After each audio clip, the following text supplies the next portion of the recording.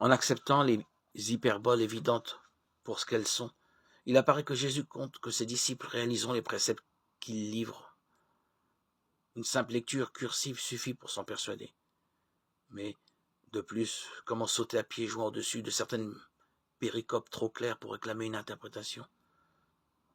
Entrez par la porte étroite. Matthieu 7, 13, 14.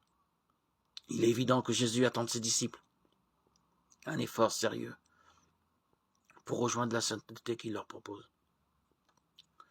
Tout bon arbre donne de bons fruits, tout mauvais arbre en donne de mauvais. Matthieu 7, 15, 20. Ce ne sont pas qui me disent « Seigneur, Seigneur » qui entreront dans le royaume des cieux, mais celui qui fait la volonté de mon Père qui est dans les cieux. Matthieu 7, 21, 23. On ne peut être plus clair. Avoir l'idée d'une sainteté irréalisable ne suffit pas.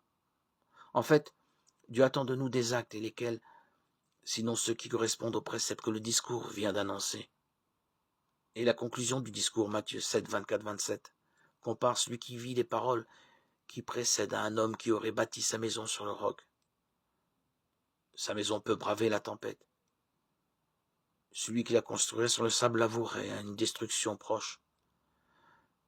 La parole de Jésus doit être vécue, elle doit porter son fruit en nous. Elle est dite pour tout homme et peut être assumée par chacun. Telle est la pensée de Jésus. Jésus ne dit nulle part que le fait d'accomplir ses préceptes donne le salut. Il propose ses préceptes et affirme qu'ils peuvent être accomplis. Si le problème du discours reste entier, la pensée de Jésus s'éclaire et la solution de ce fait approche.